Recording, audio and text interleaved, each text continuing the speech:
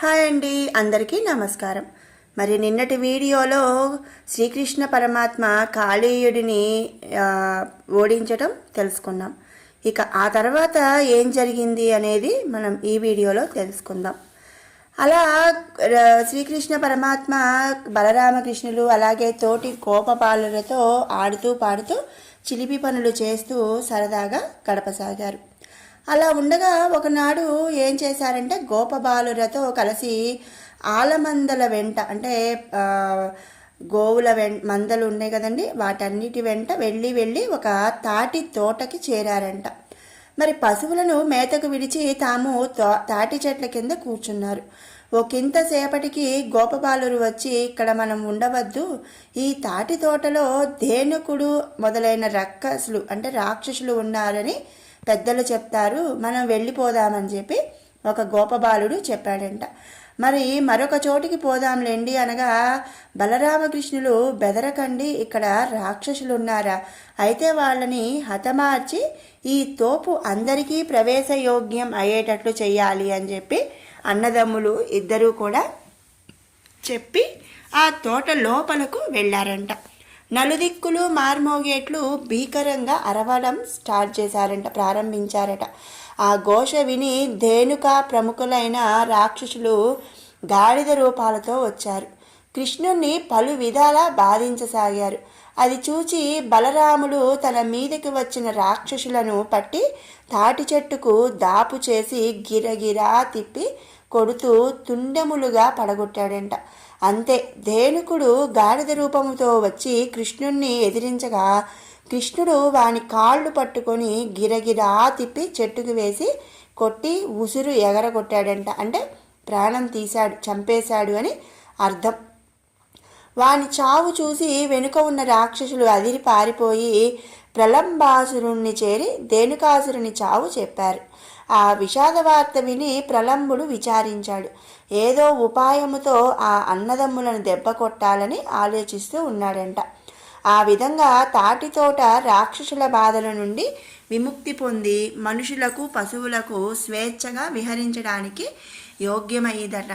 బలరామకృష్ణులు ఆ తాళవనంలో ఆటపాటలతో తోటి గోపకులను గోవులను సంతోషపరుస్తూ అలాగే తాటిపళ్ళు అందరికీ జారవిడుస్తూ వినోదంగా కాలక్షేపం చేస్తూ ఉన్నారు.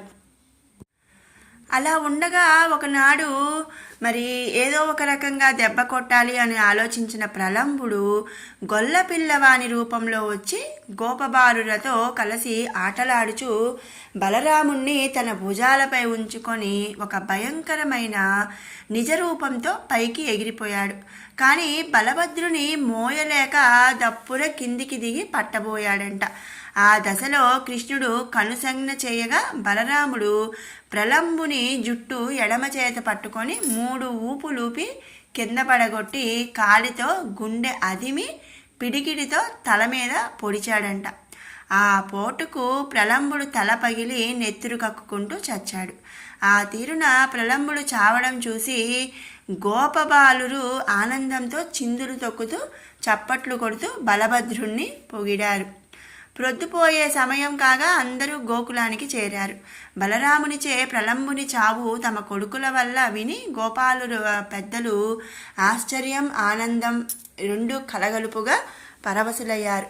అలా రామకృష్ణులు అంటే బలరామకృష్ణులు ఆశ్చర్యకరంగా అందరినీ ఆనందంగా ప్రవర్తిస్తూ ఉన్నారు. అలా ఉండగా శరత్కాలం అంటే శరదృతువు వచ్చేసింది. అప్పుడు నందాదులు ఇంద్రప్రీతిగా యాగం చేయాలని సంకల్పించి దానికి ఉండవలసిన సామాగ్రి సమకూర్చుకుంటుండగా కృష్ణుడు నందునితో ఇలా అన్నాడంట. ఏమి కోరిక, ఇంద్రుని గూర్చి మీరేదో చేయాలనుకుంటున్నారు అని అడిగాడంట. అలా అడగగా నందుడు ఇలా చెప్పాడు. ఇంద్రుని మాటపై మేఘాలు సమృద్ధిగా వాన కురుస్తాయి. దానివల్ల భూమి సస్య సమృద్ధితో రాణిస్తుంది. కాబట్టి పంటలు సంతృప్తిగా ఉంటాయి. దానివల్ల ప్రజలంతా సుఖంగా జీవిస్తారు. మరి దేవ సంతర్పణలు ఏ లోపం లేక జరపవచ్చు. ఆవులు పచ్చగరిక కడుపు నిండా మేస్తూ కడవల నిండా పాలిస్తాయి. ఆ విధంగా ఎలాంటి కొరత లేకుండా జీవితం గడుస్తుంది. కనుక లోకోపకారకంగా ఏటేటా ఇంద్రోత్సవం చేస్తూ ఉంటాము అని చెప్పి నందుడు శ్రీకృష్ణుడికి చెప్పాడంట. మరి అలా నందుడు ఇంద్రోత్సవంకి అన్ని ప్రయత్నాలు చేస్తుండగా మరి శ్రీకృష్ణుడు ఏం చేశాడు అనే విషయాన్ని మనం రేపటి వీడియోలో తెలుసుకుందాము. మరి ఈరోజు వీడియో మీకు నచ్చినట్టయితే లైక్ చేయండి, షేర్ చేయండి. అలాగే మరిన్ని అప్డేట్స్ కోసం మన ఛానల్ని సబ్స్క్రైబ్ చేసుకోండి.